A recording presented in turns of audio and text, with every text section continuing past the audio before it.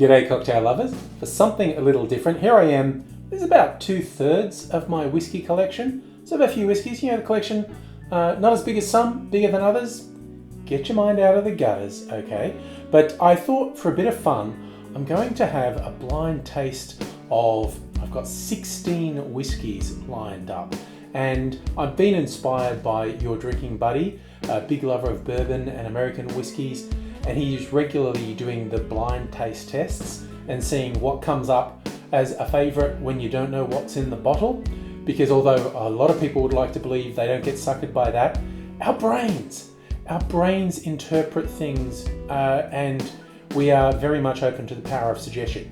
For instance, I know without a doubt which of these I'd say was my favorite if someone asked, but will I pick it in a blind taste test? As I said, your drinking buddy is very focused on the American whiskies. Anyone who knows me will know I'm very focused on Australian products, not just on the whiskey front. I was going to do all Australian whiskies, and I could have done for 16, but I thought for fun, I'm throwing in a couple of wild cards. There's one bourbon. This is actually a California-made bourbon. Double Olympic pot distilled, 47.5% alcohol, from the Sonoma County Distilling Company. They call it West of Kentucky bourbon. And I'm putting in one Irish whiskey, a Teeling single malt. I could have also put a Scotch in. The only Scotch I have is a peated one, and I thought that would be too easy to pick among the others. See if these two fool me. I would have said these wouldn't come out as my favourites, but in a blind taste test, who knows? I'm going to do 4 rounds of 4, pick one winner out of each 4 to go into the final 4 to pick my ultimate favourite in the blind taste test. I'm going to be going with quite small pours because I'm trying to do all of this in one night and I don't want to end up with alcohol poisoning. I may end up pacing myself and doing it over different nights anyway. You'll know because my shirt will change. But let's see how I go. To give you an idea of the spectrum of whiskies I have here, the prices range quite a bit. I guess if you were comparing them to American whiskies in particular, they start at the price about Buffalo Trace and go up to about Elijah Craig single barrel. So not super expensive, but a few dollary dues are involved. And the proofs range from 40%, 80 proof, through to, I do have a cask strength 65% in here, so that's 130 proof. Most of them sit in the 100 to 110 proof, but so there's quite a bit of diversity here, and we'll see what comes out of this. And ahead of time, if someone looks at me and goes, "You're doing that wrong," you're probably right. I've got them in little bottles, and they're not unique, and I was worried I'd remembered what I put in them, so I did it hours ago, and I don't remember what I put in what bottle. And my Glen cans are not all exactly the same, but you know, I'm working with what I have. So I'm going to do 4 rounds of 4 and then a final round with the winner of each of those 4 rounds. Let's see how I go. All right, very first whiskey. Oh, that's really nice aroma. Apologies, I'm bad with the words. This is like honey and flowers and a little bit spicy. So let's taste it. The honey carries through on the palate, and again it's got a little bit of bite in it. It's quite pleasant though. Number 2. Very similar on the nose. Got a slightly more medicinal aroma, I think. It kind of tastes higher proof than the first one. I prefer the first one out of those two. This one's a bit softer and earthier on the nose. Almost the shortbread sort of aroma. Oh, that's much oakier taste-wise than the others. Like, very much tastes like it was aged in a wine barrel, which most of these were. It'd be funny if I say that this is one of the ones that isn't aged in a wine barrel. Final contender in round 1. It's a bit lighter again on the nose. Actually, not getting all that much. Just a very light sort of honey and flowers again. On the palate, the sweetness is more golden syrup, slightly leaning towards the molasses side. Very smooth, very gentle. Although I think out of the first 4, my pick is the first one I had. Round 2, fight. First one. I'm honestly, I'm not that big a whiskey expert. I just like it. And I feel like, same thing, it's like sweet, it's floral. This one actually has a little bit of the sort of fruit notes in it, like stone fruit, like peach or something. Quite a nice aroma. That's really nice. That fruitiness is carrying through on the palate. Liking that one. Number 2. Ooh, it's a little bit harsher on the nose. Almost, yeah, it's almost like green leaves to me. That's very interesting. Well, on the palate, let's see. Okay, way smoother on the palate than I expected from the nose. That's actually really pleasant. Yeah, what's that? Did I mention I'm really bad with the words? It's much smoother. The nose, it was very sharp, and it's actually quite smooth. Mint is not the right word I want, but I'm still getting that sort of green leaf vibe from it. Number 3. Oh, this is comparatively subtle. I'm getting a sort of rock candy aroma from this. Oh, in Australian terms, actually, this is reminding me of a lolly we had as kids called a musk stick. Very, very nice aroma, taste-wise.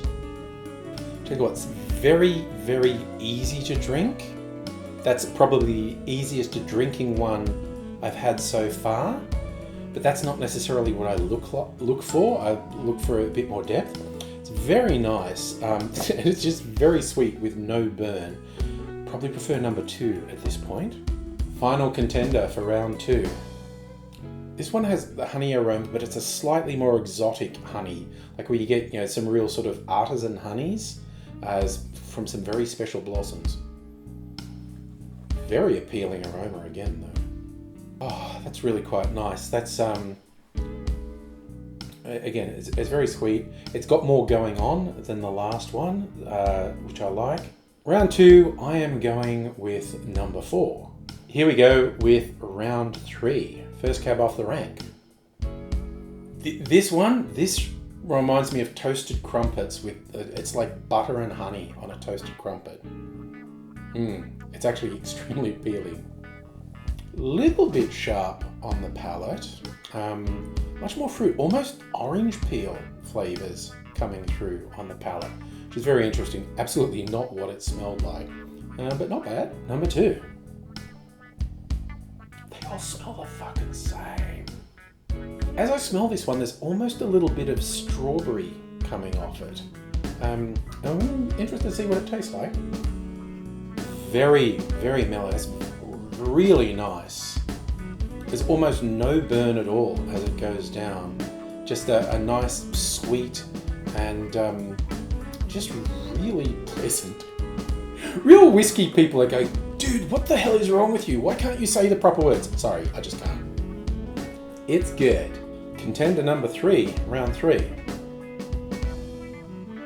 Okay, now this one I can say, this is like chocolate. There's something distinctly different in the aroma of this to a lot of the others.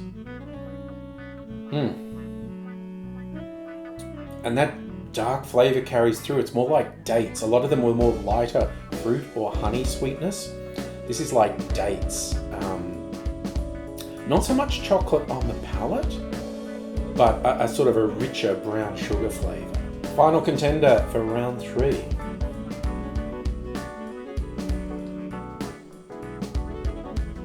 This one has real baking aromas, whether it's apple pie or another fruit pie with things like cinnamon in it. It's like I can smell pie crust and fruit. It's, again, really nice aromas. It's a bit spicier on the palate. I don't know if that's going to turn out to be a rye. I do have a rye whiskey in here. Rye is a bit spicier. Very pleasant, but I think my winner for round 3, number 2. Number 1 in the final preliminary round Okay. I'll say straight up, this is less appealing to me on the aroma. What is it that I'm not liking? It's almost... It's not even ethanol, it's almost like Band-Aids. I don't know what this is. Let's have a taste. A little bit harsh on the palate. I don't see that going on my favourites list. This one has a really yeasty aroma. Almost bread-like. Let's have a taste. Ooh, that is really interesting. That's almost like sweet tea in the flavour. Not what I was expecting.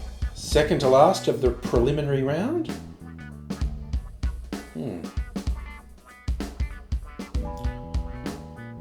This reminds me of a very specific flower. It was a weed where I grew up called Patterson's Curse, but beekeepers love it because it produces good honey. That's much lighter than those first two. Ooh, but it really continues, it lingers, and in a good way. The taste that lingers is actually better than the original taste. It's a bit richer. You've got some really nice sort of peach, apricot, stone fruit flavours right late on the palate. The sweet fruitiness in this one is almost strawberry. Let's taste it. It carries through and then it gets a bit sharp. Well, what lingers on this one is sharp. I think final round, I'm going for number 3. The excitement mounts, the championship round, the final 4. For those wondering at home, I've just gone straight through, no pauses, so I'm making snap judgments. Another day, I honestly might make a different judgment, but these are the judgments I'm making today. Trying the first one. Yeah, usually when I smell them, I'm usually just getting some variations of sweet, floral and fruity. This is no exception. Very nice. Goes down a treat, almost no burn, late sort of tingle on the tongue. Very nice. There's a thing, I need to practice this because it's something and I can't quite name it. This one on the nose is almost cut grass. That's got some really sort of deep chocolate molasses flavours in it though. Some of them are much lighter on the sweetness. This one's got a lot of depth in it. It's quite nice. This one, now I'm smelling it again. This is almost creme brulee. It's really nice. Again, I am starting to pick subtle differences between them. I think it wasn't that long ago I could not just drink whiskey straight without going, God damn, that burns. That to me feels like almost no burn going down. Just a really pleasant, soft, sort of almost shortbread flavour in there. Almost at the moment of truth. Here's the last contender. This one, it's almost strawberries that I smell in this one. It starts with a very light sweetness and then there's a bit of bite on the back palate. It's not my favourite out of the 4. I'm going to go with number 2 as my grand champion. I consulted my spreadsheet and the winner is the Archie Rose High Test Molasses Rum Cask. It's a single malt that was aged in High Test Molasses rum barrel. And I have always liked this. I never would have really said it was my favourite. The one that I always tell people is my favourite, Starward's Nova single malt, didn't make the final 4. I'm very happy with this as a first choice. Very interesting stuff in the final 4 though. One of the final 4 is the cheapest whiskey of the lot, Starward's Twofold. That's like their entry-level whiskey. So that's a pretty good endorsement on one of the most affordable Australian whiskies you can get that's of good quality. But the thing that blew my mind, the other 2 finalists were the bourbon and the Irish whiskey. I would have been mildly embarrassed if I'd picked the bourbon or the Irish whiskey as my favourite over all the Australian whiskies. But they're just all good. I honestly don't dislike any of them. It's a really fine margin call as to which one I liked. This was a fun experiment and kudos to you, Archie Rose, turning out my favourite. And it is amusing to me that the Irish and the bourbon were in the final 4.